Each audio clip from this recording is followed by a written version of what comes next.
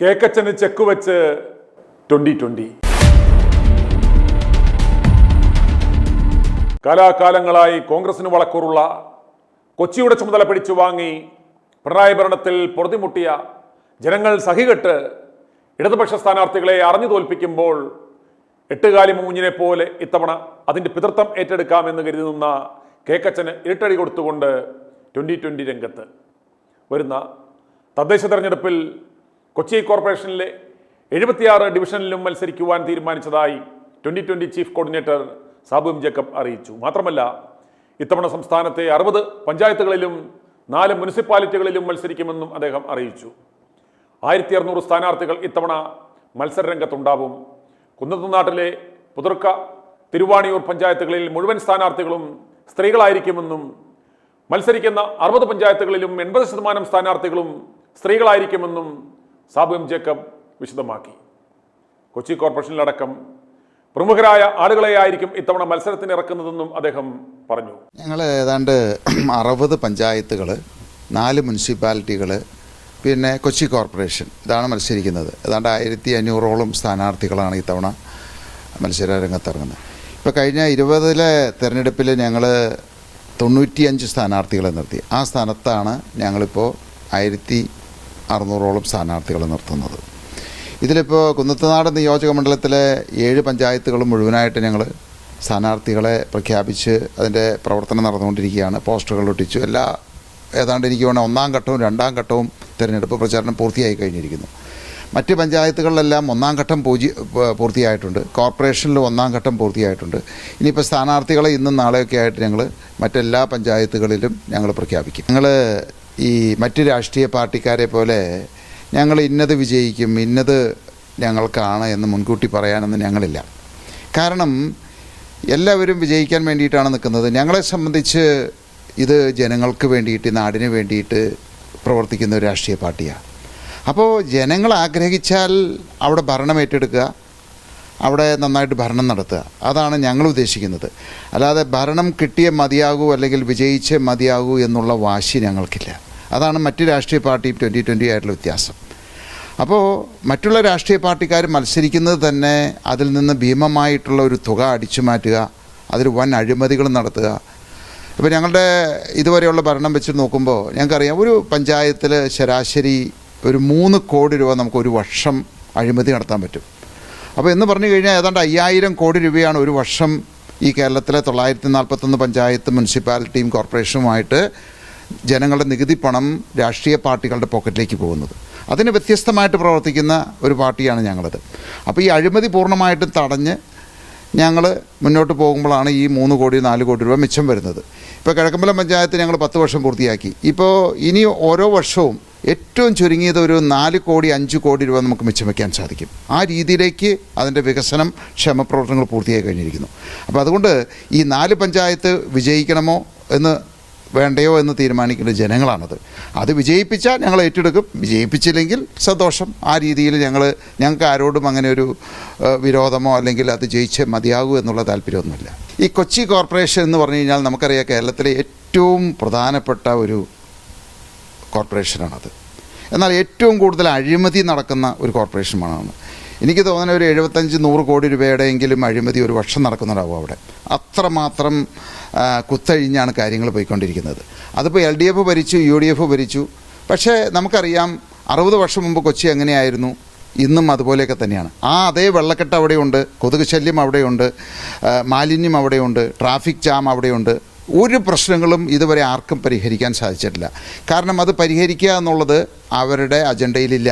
കാരണം അത് പരിഹരിക്കാതെ കിടന്നാൽ മാത്രമാണ് ഈ പണം അഴിമതി നടത്തി അടിച്ചു മാറ്റാനായിട്ടുള്ളൊരു സൗകര്യം ഒരുങ്ങും. അതുകൊണ്ട് തന്നെയാണ് ഈ ഇടതായാലും വലതായാലും അതിന് ശ്രമിക്കാത്തത്.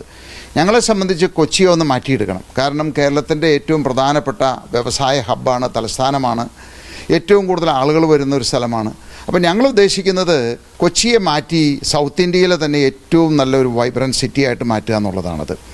അപ്പോൾ ഈ പറയുന്ന പ്രശ്നങ്ങൾ, കൊതുക് ൻ്റെ ശല്യമായിക്കോട്ടെ, മാലിന്യത്തിൻ്റെ പ്രശ്നമായിക്കോട്ടെ, അല്ലെങ്കിൽ ഗതാഗത കുരുക്കായിക്കോട്ടെ, എല്ലാം പരിഹരിച്ച് ഈ ജനങ്ങളുടെ നികുതി പണം അവിടെ തന്നെ ചെലവഴിച്ച് കൊച്ചിയെ വേറൊരു തലത്തിലേക്ക് കൊണ്ടുവരിക. അതാണ് ഞങ്ങൾ ഉദ്ദേശിക്കുന്നത്. അത് വിജയിക്കണമോ വേണ്ടയോ അല്ലെങ്കിൽ ഞങ്ങളെ ഏൽപ്പിക്കണമോ എന്ന് തീരുമാനിക്കേണ്ടത് കൊച്ചിക്കാരാണത്. നമുക്ക് അറിയാം, കഴിഞ്ഞ പാർലമെൻറ്റ് തെരഞ്ഞെടുപ്പ് വന്നു കഴിഞ്ഞപ്പോൾ ഇവിടെ ഇന്ത്യ മുന്നണി എന്ന് പറഞ്ഞിട്ടൊരു സഖ്യമുണ്ടായി. അതായത് പല മുന്നണികൾ കൂടി വേറൊരു സഖ്യം ഉണ്ടാവുകയാണ് ചെയ്തത്. അങ്ങനെയാണ് ഇന്ത്യ മുന്നണി രൂപപ്പെട്ടത്. അപ്പോൾ കേരളത്തിനെ സംബന്ധിച്ച് ഇന്ന് 2020 എവിടെ മത്സരിക്കുന്നോ ഈ മുന്നണികളെല്ലാം ഇന്ത്യ മുന്നണിയും എല്ലാ മുന്നണികളും കൂടിയിട്ട് ഒറ്റക്കെട്ടായിട്ട് നിൽക്കുകയാണത്. ഇപ്പോൾ കുന്നത്തുനാടിൽ എനിക്ക് തോന്നുന്നത് ഇവരെല്ലാവരും ചിഹ്നത്തിൽ മത്സരിക്കുന്നില്ല. കോൺഗ്രസ് ആണെങ്കിൽ കൈപ്പത്തിയിൽ മത്സരിക്കുന്നില്ല, കമ്മ്യൂണിസ്റ്റ് അരിവാൾ ചിറ്റിയിൽ മത്സരിക്കുന്നില്ല. അപ്പോൾ ഇവരെല്ലാവരും കൂടിയിട്ട് സ്വതന്ത്ര സ്ഥാനാർത്ഥികളെ നിർത്തിയിട്ട് ഒറ്റ മുന്നണിയായിട്ട് ഞങ്ങളെ നേരിടുക എന്നുള്ളതാണ്. അതിൽ നിന്ന് തന്നെ വ്യക്തമാണ് 2020 എത്രമാത്രം ജനങ്ങളിലേക്ക് ആഴ്ന്നിറങ്ങി.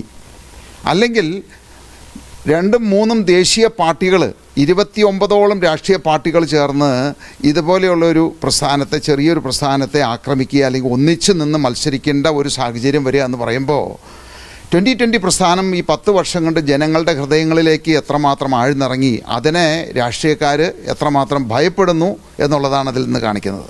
കമ്മ്യൂണിസ്റ്റ് പാർട്ടി ആയിക്കോട്ടെ, BJP ആയിക്കോട്ടെ, കോൺഗ്രസ് ആയിക്കോട്ടെ, ഇവരെല്ലാവരും ഞങ്ങളെ ചുറ്റും നിന്ന് ആക്രമിക്കുന്നുണ്ടത്. കാരണം ഇന്ന് ഇപ്പോൾ BJPയെ സംബന്ധിച്ച് ഇടതോ വലതോ അല്ല അവരുടെ ശത്രു. CPMനെ സംബന്ധിച്ച് കോൺഗ്രസോ BJP അല്ല അവരുടെ ശത്രു. ഈ പഞ്ചായത്ത് തെരഞ്ഞെടുപ്പിൽ 2020 ആണ് ഇവരെല്ലാവരുടെയും പൊതു ശത്രു എന്ന് പറയുന്നത്. അപ്പോൾ ഇവരെല്ലാവരും ഏതെല്ലാം രീതിയിൽ ഞങ്ങളെ ഇകഴ്ത്തി കാണിക്കാൻ പറ്റുമോ ആ രീതിയിൽ പല ആരോപണങ്ങൾ കൊണ്ടുവരുന്നുണ്ട്. അപ്പോൾ അങ്ങനെ ആരോപണങ്ങൾ കൊണ്ടുവരുമ്പോൾ ഞങ്ങൾ തീർച്ചയായിട്ടും അതിന് മറുപടി കൊടുക്കും. അതിൽ കവിഞ്ഞ് ഒരു രാഷ്ട്രീയ നേട്ടമൊന്നും ഞങ്ങൾ പ്രതീക്ഷിക്കുന്നില്ല. ഞങ്ങളൊരിക്കലും ജനങ്ങളെ വഞ്ചിച്ചുകൊണ്ട് അല്ലെങ്കിൽ ഏതെങ്കിലും രീതിയിലുള്ള വാഗ്ദാനങ്ങൾ കൊടുത്ത് അല്ലെങ്കിൽ തെറ്റിദ്ധരിപ്പിച്ചുകൊണ്ട് വോട്ട് നേടുന്നൊരു പ്രസ്ഥാനമല്ല. ഞങ്ങൾ സത്യസന്ധമായിട്ടുള്ള കാര്യങ്ങൾ ജനങ്ങളിൽ അവതരിപ്പിക്കും. അവരത് അംഗീകരിക്കുകയാണെങ്കിൽ ഞങ്ങൾക്ക് വോട്ട് ചെയ്യും. അങ്ങനെ വോട്ട് ചെയ്താൽ ഞങ്ങൾ വിജയിച്ച് അധികാരം ഏറ്റെടുക്കും. അതിൽ കവിഞ്ഞുള്ള ഒരു അജണ്ടയൊന്നും ഞങ്ങൾക്ക് ഇതിനകത്തില്ല. ഞങ്ങളുടെ ഒരു പൊതുവായിട്ടുള്ളൊരു സമീപനം എന്ന് പറയുന്നത് ഈ 3 മുന്നണികളിലും സജീവമായിട്ടുള്ള മെമ്പർഷിപ്പോ അല്ലെങ്കിൽ ഏതെങ്കിലും രീതിയിൽ ഇതിനു മുമ്പ് മത്സരിച്ചിരിക്കുന്ന ആളുകളോ ആര് വന്നാലും ഞങ്ങൾ അവരെ ഇതിലേക്ക് എടുക്കാറില്ല. കാരണം അവരുടെ രക്തത്തിൽ അലിഞ്ഞു ചേർന്നിരിക്കുന്ന ഒരു സ്വഭാവമുണ്ടത്. അതിപ്പോൾ ഇതിൽ വന്നാലും അവർ പുറത്തെടുക്കും. അപ്പോൾ അതിൽ നിന്ന് വ്യത്യസ്തമായിട്ട് പ്രവർത്തിക്കുന്നതുകൊണ്ട് ഞങ്ങൾ ഒരിക്കലും ഒരു രാഷ്ട്രീയ പാർട്ടിക്കാർ വന്നാൽ തന്നെയും ഇതിൽ ഉൾപ്പെടുത്തില്ല.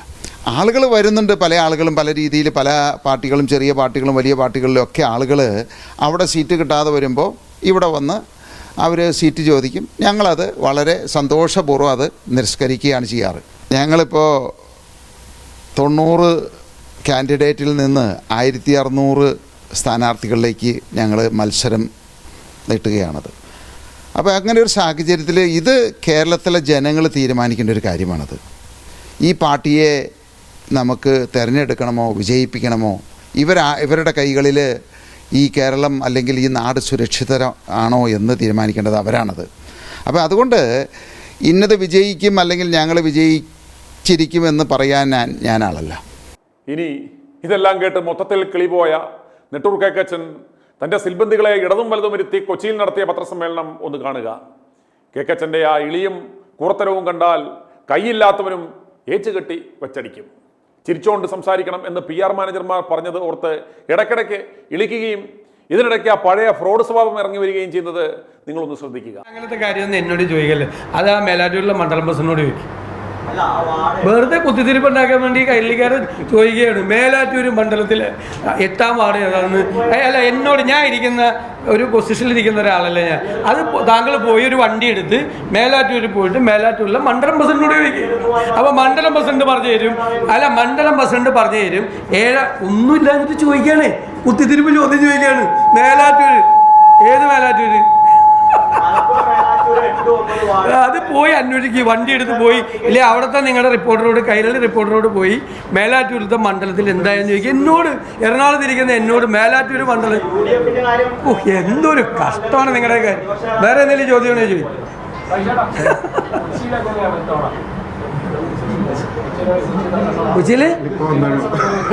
കൊച്ചി നഗരസഭ ഉജ്ജ്വല വിജയം നേടും. ഉജ്ജ്വല വിജയം. ഞങ്ങളുടെ ടാർഗറ്റ് 3-2 സീറ്റുകളും പിടിക്കാനുള്ള ടാർഗറ്റാണ് ഞങ്ങൾ ചെയ്യണം. ഗ്രൂപ്പ് അടിസ്ഥാനത്തിൽ സീറ്റ് പിടിക്കുന്ന നടക്കണമെന്നുള്ള ആക്ഷേപമുണ്ട്. അങ്ങനെയുള്ളതുണ്ടോ? ആടാ, ഇത് എവിടെ നിന്ന് കിട്ടിയതാണോ ഇത്? ഏത് ഗ്രൂപ്പ്?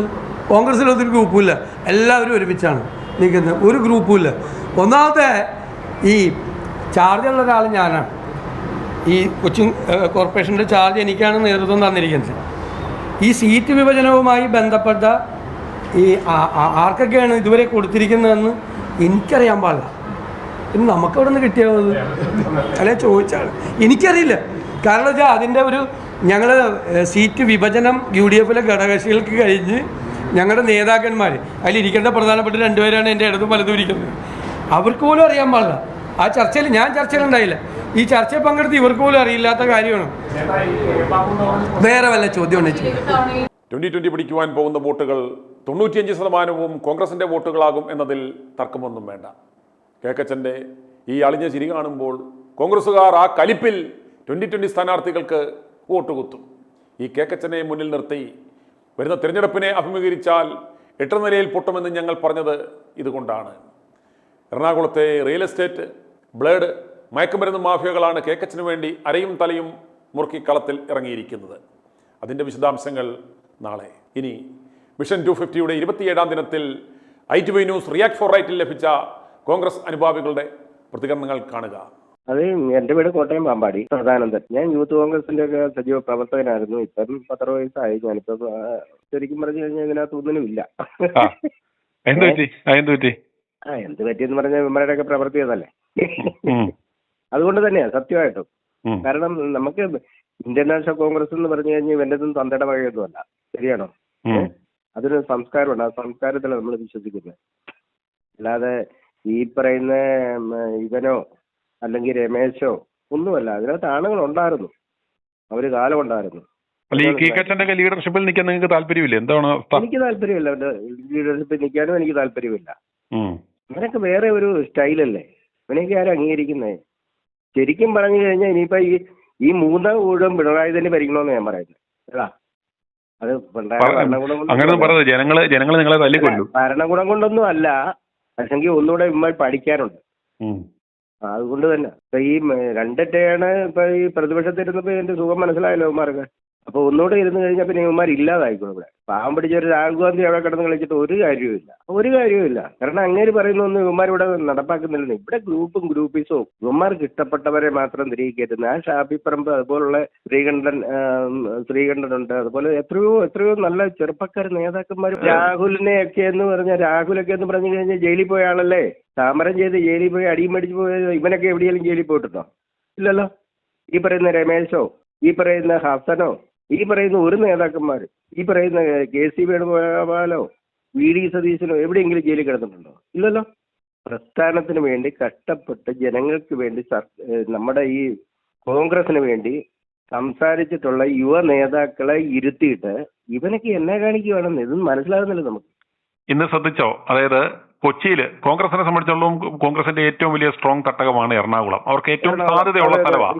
അന്നേരം ഇവിടുത്തെ ഇവനെ അവിടെ ഷൈൻ ചെയ്യാം, അതിന്റെ ചുമതല അങ്ങ് ഏറ്റ് പിടിച്ചു പറിച്ച് മേടിച്ചു കഴിഞ്ഞാൽ അവിടെ ഒരു നേട്ടം ഉണ്ടായാൽ അത് അതിന്റെ പിതൃത്വം ഏറ്റെടുക്കാമെന്ന് പറഞ്ഞ് ഇവൻ അങ്ങോട്ട് ഓടിയേക്കുക. അന്നേരം ഇന്ന് കണ്ടോ, ഇന്ന് 2020 കൊച്ചി കോർപ്പറേഷനിലെ 76 ഡിവിഷനിലും മത്സരിക്കാൻ തീരുമാനിച്ചതായിട്ട് ഒരു പ്രഖ്യാപനം വന്നിട്ടുണ്ട്. ഇത് കേക്കച്ചന് ഗുണം ചെയ്യുവോ ദോഷം ചെയ്യുവോ? ഗുണം ചെയ്യില്ല, ദോഷമല്ലേ ചെയ്യുള്ളൂ. കേക്കച്ചനല്ല കോൺഗ്രസിന് ദോഷം ചെയ്യും. ഇവൻ നേതൃത്വത്തിൽ നിൽക്കുന്നിടത്തോളം കാലം സത്യം പറഞ്ഞു കഴിഞ്ഞാൽ ഒരു മണഗുണാപ്പൻ ഒരു KPCC പ്രസിഡന്റ് വന്നിട്ടുണ്ട്. അയാൾക്കുണ്ട് എന്ത് ഗുണമുണ്ട് അയാൾക്കൊക്കെ സംസാരിക്കാൻ അറിയാം. ആ പാവം സുധാകരൻ കാര്യം പ്രായമായെന്ന് പറഞ്ഞാലും പറ്റില്ല. പുള്ളിയൊക്കെ പറഞ്ഞു കഴിഞ്ഞാൽ കാര്യം പറഞ്ഞത് തന്നെയാണ്. അതിനുള്ള കരുത്തും പുള്ളിക്കുണ്ടായിരുന്നു. അല്ല പിന്നെ കണ്ണൂരൊക്കെ പുള്ളി പിണറായിയുടെ മണ്ഡലത്തിൽ പോലും പുള്ളിക്ക് വോട്ട് കൂടുതലായിരുന്നു. ശരിയല്ലേ? ആയിരുന്നു. അദ്ദേഹത്തെ കണ്ട് പഠിക്കണം. ഇനിയിപ്പോ മുരളീധരനാണെങ്കിലും കുഴപ്പമില്ലെന്നേ. ഇപ്പൊ ഞാൻ പറയല്ലോ, കരുണാകരൻ ഉണ്ടായിരുന്ന കാലം അതൊക്കെ തന്റെ ഇടമായിരുന്നു. ഈ കേക്കച്ചന്റെ ധാർഷ്ട്യം കാണുമ്പോ, അതായത് ഇവൻ മാടമ്പിയും ബാക്കിയുള്ള എല്ലാവരും അടിമകളും എന്നുള്ള ഇവന്റെ ദാസ്യവേല ചെയ്യുന്ന പാർട്ടികളാണെന്ന് അത് അവന്റെ മരണത്തിൽ എന്ന് പറഞ്ഞാൽ മതി. സത്യം പറഞ്ഞാൽ ഇവന്റെ നമ്പർ എന്തേ ഇല്ല. തെറിയും എനിക്കുമാരെയൊന്നും പേടിയൊന്നുമില്ല. ഇവിടെ ഈ മീനടം പഞ്ചായത്ത് ഭരിക്കുന്നു, ഞാനിപ്പോ മീനടം പഞ്ചായത്തുകാരനാണ്. പാമ്പാട് ഞാൻ താമസിക്കുന്ന പറയുന്നത് മീനടം പഞ്ചായത്ത് ഭരിക്കുന്നത് UDF ഭരിക്കുന്നത്. അത് മോനിച്ചൻ കിഴക്കടം എന്ന് പറഞ്ഞ ഒരുത്തരാണ് panchayat president, Indian national Congress. ഏതാ അത് ഇവനൊന്നും ഉണ്ടാക്കിയ രാഷ്ട്രീയം. അതായത് ഈ കോൺഗ്രസ്സുകാർ തന്നെ ഇവനെ കാണുമ്പോൾ വെറുത്ത് ഈ പ്രസ്ഥാനത്തിനെ വിട്ടുപോകുന്ന ഒരു അവസ്ഥ ഇന്നില്ലേ? ഉണ്ടാകുന്നുണ്ട്. അതുപോലെ അടിയുറച്ചവര് മാത്രമേ നിലനിൽക്കുന്നുള്ളൂ, കൂടെ നിൽക്കുന്നുള്ളൂ. പക്ഷേ അവര് പ്രവർത്തനത്തിനൊന്നും ഇറങ്ങുന്നില്ലെന്നേ. കാരണം അതിന് മനസ്സ് തോന്നുന്നില്ല. അതതിനകത്തെ കാര്യങ്ങൾ, അതുപോലുള്ള കാര്യങ്ങളല്ലേ ഇവനൊക്കെ ചെയ്യുന്നത്. എന്തെല്ലാം കാര്യങ്ങളാണ് ചെയ്യുന്നത്. ഈ പിണറായിയുടെ സർക്കാർ ഇതുപോലെ ഇവിടെ കിടന്ന് അഴിഞ്ഞാടിയിട്ട് അതിനെതിരെ ശബ്ദിക്കാൻ ഇവനെ കൊണ്ടൊക്കെ സാധിക്കുന്നുണ്ടോ? പിണറായിയുടെ മകളുണ്ടാക്കിയത്, മകനുണ്ടാക്കിയത്, പിണറായി ഉണ്ടാക്കിയത് എന്തെങ്കിലും. ഇപ്പം BJP അവരുടെ കൂടെയാണല്ലോ. മോദിയുടെ കാര്യം പിടിച്ചു നിൽക്കുന്നതുകൊണ്ട് കുഴപ്പമൊന്നുമില്ല. പിണറായിക്ക് ഇപ്പം വേറെ കുഴപ്പമൊന്നുമില്ല. ഇപ്പം CBI വന്നാലും മറ്റൊരു വന്നാലും ED വന്നാലും ഒന്നും ഒരു പ്രശ്നവുമില്ല. കാരണം എന്നാ BJPക്കെതിരെ എന്തെങ്കിലും പിണറായി സംസാരിക്കുന്നില്ല. അതിന് അനുകൂലമായിട്ട് ഇവന് നിൽക്കുക. സത്യം പറഞ്ഞാൽ ഈ പിണറായിക്ക് ഒരു ടേം കൂടെ എങ്ങനെയെങ്കിലും ഭരണത്തിൽ കയറാനുള്ള സാഹചര്യം ഉണ്ടാക്കി കൊടുക്കുകയാണ് ഈ സതീശൻ. അതിന് കൂട്ടു നിൽക്കുക കുറെ കോൺഗ്രസ്സുകാർ. ഇത് അംഗീകരിക്കാൻ പറ്റുന്ന കാര്യമല്ല. ഈ സതീശനോട് അറിഞ്ഞുകൊണ്ടായിരിക്കത്തില്ലേ ഈ 2020 അവിടെ മത്സരിക്കാൻ നിൽക്കുന്നത് പൊളിക്കാൻ വേണ്ടി? സംശയവന കാര്യത്തിൽ. കാരണം ഞാൻ പറഞ്ഞല്ലോ, ഈ പ്രസ്ഥാനത്തെ ഇല്ലാതാക്കുക എന്നുള്ളതാണ് ഇതിന്റെ ഉദ്ദേശം. അതിന്റെ പിന്നിൽ ഉദ്ദേശം കാണുന്നേ വേറെ എന്തെങ്കിലുമൊക്കെ കാണുന്നേ. ഇത് പാവം പഠിച്ച കോൺഗ്രസ്സുകാർ അറിയുന്നുണ്ടോ? അല്ല മറ്റുള്ള നേതാക്കന്മാരെ അറിയുന്നുണ്ടോ? യുവാക്കളായിട്ടുള്ള ആൾക്കാരെ അറിയുന്നുണ്ടോ? അല്ലെങ്കിൽ രാഹുൽ ഗാന്ധി, പ്രിയങ്ക ഗാന്ധി അറിയുന്നുണ്ടോ? അല്ലെങ്കിൽ സോണിയാഗാന്ധി അറിയുന്നുണ്ടോ? ഒന്നും അറിയുന്നില്ല. ഇവനേതാണ്ട് സ്വേച്ഛാധിപത്യം പോലെ അവന്റെ കുടുംബത്തൊന്നും കൊണ്ടൊന്നല്ല ഇന്ത്യൻ നാഷണൽ കോൺഗ്രസ്. അതിന് പറ്റിയ ഒരു തൊലിയനെ കൊണ്ടുവന്ന് അവിടെ പ്രസിഡന്റായിട്ടും വെച്ചിട്ടുണ്ട്. രാഹുൽ മാങ്ങാട്ടത്തിൻ്റെ കേസ് ഇതുവരെയും ഒന്നും ആയിട്ടില്ല. കാര്യം ഇപ്പോൾ കമ്മ്യൂണിസ്റ്റ് പാർട്ടി ശിവൻകുട്ടി വരെയും അയാളെ അണച്ചു വെച്ചിരിക്കുകയാണ്. കാര്യം ആ ഒരു തെറ്റുമില്ലെന്ന് അവർ പറയുമ്പോൾ ഈ CVD സതീശന് മാത്രം കോൺഗ്രസും അവൻ്റെ കൂടെ ചില ആൾക്കാർ മാത്രമല്ലാതെ വേറെ ആരെങ്കിലും പറയുന്നുണ്ടോ? അത് തന്നെയുമല്ല, കോൺഗ്രസിനെ എന്തെങ്കിലും ഇഴിവ് വരുത്തത്തക്ക രീതിയിൽ രാഹുൽ മാങ്കൂട്ട് ചെയ്തിട്ടുണ്ടോ? ഇല്ലല്ലോ.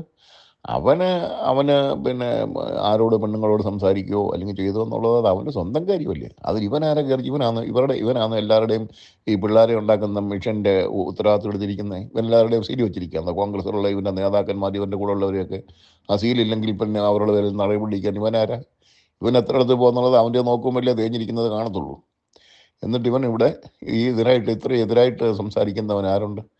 ഇന്ന് അവരുടെ വേദിയിൽ മന്ത്രിമാരെന്നുള്ള പേരിൽ അവർ പിടിച്ച് അവനെ പ്രസംഗിക്കാനുള്ള അവസരം കൊടുക്കുമ്പോൾ കോൺഗ്രസിൻ്റെ വേദിയിൽ അവനിരിക്കും വരത്തില്ലെന്ന് പറഞ്ഞ് ഇവനെപ്പോലൊരു നികൃഷ്ടനായ മനുഷ്യനുണ്ടോ? അവനെ അപ്പോഴും തന്നെ പാർട്ടിയിൽ നിന്ന് മേളിടത്തിൽ അവനെ സസ്പെൻഡ് ചെയ്യണ്ടായോ? അവൻ അത്രയും പാർട്ടിക്ക് ഇളവ് വരുത്തിയില്ല. ഈ VD സതീശന് വെച്ചിട്ടിരിക്കാമോ? അതുകൊണ്ട് ഇനി നമ്മൾ രാഹുൽ മാങ്കൂട്ടത്തിനെ കോൺഗ്രസിലേക്ക് എടുക്കണമെന്നുള്ളതല്ല പറയേണ്ടത്, കമ്മ്യൂണിസ്റ്റിലേക്ക് എടുക്കുക.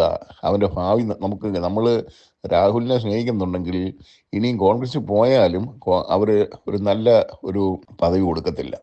അപ്പോൾ അതുകൊണ്ട് രാഹുൽ മാങ്കൂട്ട് എത്രയും വേഗം ഈ നിയമസഭ ഇലക്ഷന് മുമ്പേ കമ്മ്യൂണിസ്റ്റ് പാർട്ടി പോയി ചേർന്ന് ഇവൻ്റെ പരിപ്പെടുക്കണം. ഈ VD സതീശൻ്റെ അവനെ അവിടെ പോയി തോൽപ്പിക്കാനുള്ള ആ ഒരു മണ്ഡലത്തിൽ തന്നെ ക്യാമ്പ് ചെയ്ത് അവനെ തോൽപ്പിച്ച് ഇവനെ നിയമസഭയുടെ അഹം കാണിക്കാൻ പാടത്തില്ല. ഈ അഹങ്കാരി പൊലയാടി മോനെ, അല്ലാതെ രക്ഷയില്ല. കാര്യം ഇനിയും രാഹുൽ മാങ്കൂട്ടത്തും കമ്മ്യൂണിസ്റ്റ് പാർട്ടി പോകുന്നതാണ് അവൻ്റെ ഭാവി നല്ലത്. കാര്യം അവിടെ പോയി കഴിഞ്ഞാൽ അവൻ ഏറ്റവും നല്ല പദവി കിട്ടും. അവിടെ ഒരു പൂക്കച്ചവടം ഇല്ല. കാര്യം എല്ലാം കിഴവന്മാരും കുറച്ച് ആവാസന്മാരും പിള്ളേരേ ഉള്ളൂ.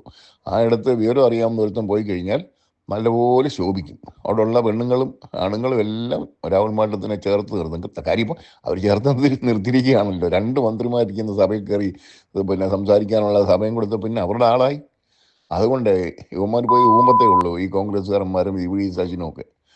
അപ്പോൾ അതുകൊണ്ട് ഇനി നമ്മൾ തിരിച്ചവിടേണ്ടത് ഇനി എത്രയും വേഗത്തിൽ കമ്മ്യൂണിസ്റ്റ് പാർട്ടി പോയി ജോയിൻ ചെയ്തെങ്കിൽ മാത്രമേ രക്ഷയുള്ളൂ. കാര്യം ഇനി അതിനകത്ത് ഇരുന്നുകൊണ്ടൊന്നും പറയാനില്ല. ഈ VD സതീശൻ ഇരിക്കത്തുള്ളതാണ്. കാരണം കോൺഗ്രസ് ഒട്ട് നന്നാകത്തുമില്ല, രാഹുൽ മാങ്കൂട്ടത്തിനെ നന്നാകാൻ വിടത്തുമില്ല.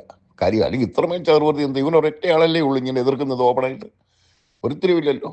അപ്പോൾ അതുകൊണ്ട് നമ്മൾ ഇനി അങ്ങനെ ചെയ്യാമെന്നുള്ള എൻ്റെ ഒരു അഭിപ്രായം. ഇപ്പം മുരളീധരൻജി പറഞ്ഞത് കറക്റ്റ് കാര്യമാണ്. അദ്ദേഹം പറഞ്ഞത് കറക്റ്റുള്ള നല്ല നല്ല കാര്യങ്ങളാണ് അദ്ദേഹം പറഞ്ഞത്. അതുകൊണ്ട് ഒന്നി കെ സുധാകരൻ മുഖ്യമന്ത്രി, അല്ലെന്നുണ്ടെങ്കിൽ കെ മുരളീധരൻ മുഖ്യമന്ത്രി ആവണമെന്നാണ് എൻ്റെ ഒരു അഭിപ്രായം അല്ല, എൻ്റെ അഭിപ്രായം തന്നെയല്ല, ഈ നാട്ടിലുള്ള ചെറുപ്പക്കാരുടെ അഭിപ്രായം അതാണ്. അല്ലെന്നുണ്ട് ഇത്രയും നല്ല രണ്ടാം നിരയിലുള്ള ചെറുപ്പക്കാരെ എല്ലാം ഈ കേക്കച്ചനും പിന്നെ അടുക്കള കോവാലിനും ഈ പന്നി തലേന് യവന്മാര് മൂന്നും കൂടെ നിന്ന് കഴിഞ്ഞാൽ കോൺഗ്രസ് തരിപ്പണമാവും. യവന്മാരെ എല്ലാം എടുത്ത് കളഞ്ഞതിന് ശേഷം ഇങ്ങനെയുള്ള ആളുകളെ അങ്ങോട്ട് പിടിച്ചു നിർത്തി. രാഹുലിന് നീതി കിട്ടുന്നത് വരെ ഞാൻ വോട്ട് ചെയ്യാൻ പോകില്ല കേട്ടോ. എൻ്റെ കൂടെ വന്ന് വോട്ട് ചോദിച്ചു, ഞാൻ പറഞ്ഞു ഞാൻ തരൂലെന്ന് പറഞ്ഞു. രാഹുലിനെ എടുത്തിട്ട് ഞാൻ തരൂന്ന് പറഞ്ഞു. രാഹുൽ മാങ്കൂട്ടത്തിനെ എടുത്തതിന് ശേഷമേ ഞാൻ വോട്ട് ചെയ്യുള്ളൂ. എൻ്റെ വീട്ടിലുള്ള വോട്ട് അവരോട് ചോദിക്കുക. അതല്ലാതെ ഞാൻ നിങ്ങൾക്ക് വോട്ട് തരുമെന്ന് നിങ്ങൾ വിചാരിക്കുകയോ വേണ്ട. രാഹുൽ മാങ്കൂട്ടത്തിനെ പാർട്ടിയിൽ തിരിച്ചെടുത്ത് ആ സ്ഥാനങ്ങളെല്ലാം തിരിച്ചു കൊടുത്തതിന് ശേഷമേ ഞാൻ വോട്ട് ചെയ്യുള്ളൂ. അത്രയേ ഉള്ളൂ. ഇപ്പം ഈ മുരളീധരൻ പറഞ്ഞത് കറക്റ്റ് കാര്യമാണ്. അയാൾ ഇനിയിപ്പോൾ എന്തുവാന്നുള്ളതെന്ന് പറഞ്ഞാൽ ഒരു ലീഡറിൻ്റെ മകൻ എന്നുള്ള ഒരു പരിഗണന കൊടുക്കുവാണ്, അല്ല വേറെ ഒന്നുമില്ല.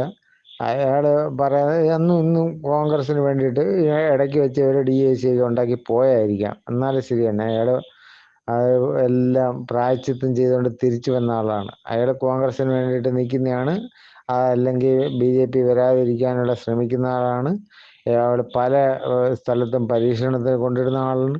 എന്നാലും ശരി തന്നെ അയാൾ പറയുന്നതിൽ കാര്യമുണ്ട്, കാര്യമില്ലാതൊന്നുമല്ല. ഈ പുണ്ണിത്താനൊക്കെ പറയുന്നത് ഈ തെണ്ടിത്തരം ഉണ്ടല്ലോ, ഈ പുണ്ണിത്താൻ ഈ തെണ്ടി ഇവൻ എൻ്റെ നാട്ടുകാരനാണ്, ഞാൻ കൊട്ടാരക്കരക്കാരനാണ്, ഇപ്പം തിരുവനന്തപുരം താമസിക്കുന്നുള്ളതേ ഉള്ളൂ. അല്ല ഈ തെണ്ടി പറയുന്ന എല്ലാം കള്ളത്തരം. അവന് മുണ്ടുണ്ടോന്ന് നോക്കണമെന്നേ. നിങ്ങളുടെ ഉച്ചക്കലത്തെ അത് ഞാൻ കണ്ടു. അവന് മുണ്ടുണ്ടോന്ന് നോക്കണം, അവൻ്റെ വല്ലതൊക്കെ വെട്ടി വന്ന് നോക്കണം. അത് എല്ലാം വെച്ചോണ്ട് ഇവൻ ജാതി മതവും അതും ഇതും പറഞ്ഞല്ലേ ഇവൻ വോട്ട് പിടിച്ച് അവിടെ ജയിക്കുന്നത്. പുണ്ണിച്ചാൻ, അണ്ണിച്ചാൻ, കുണ്ണിച്ചാൻ എന്നൊക്കെ പറഞ്ഞിട്ടല്ലേ വോട്ട് പിടിക്കുന്നത്. അതെല്ലാം മുരളീധരൻ കറക്റ്റായിട്ടുള്ള കാര്യങ്ങൾ പറഞ്ഞാണ് അയാൾ വോട്ട് പിടിക്കുന്നത്. ഇഷ്ടമുള്ളവർ തന്നെ അത് ഞാൻ തോക്കട്ടെ, ജയിക്കട്ടെ എന്നും പറഞ്ഞാൽ അയാൾ വോട്ട് പിടിക്കുന്നത്. അത്രേ ഉള്ളൂ. സുധാകരനെ കൊണ്ടുവരണം, അരമനെ കൊണ്ടനെ മാറ്റണം. അരമനെ കൊണ്ടാൻ ഇവിടെ വേണ്ട, ഒക്കൂല. ഞാൻ ആ സഭക്കാരനാണെങ്കിൽ തന്നെയുള്ള കാര്യം പറയണം. അരമനെ കൊണ്ടൊരു കഴിവൊന്നും ഇല്ലാത്തവനാന്നേ. അതിപ്പോൾ എൻ്റെ കേക്കച്ചൻ്റെ ഡമ്മിയായിട്ട് പിടിച്ച് വെച്ചിരിക്കുന്നത്.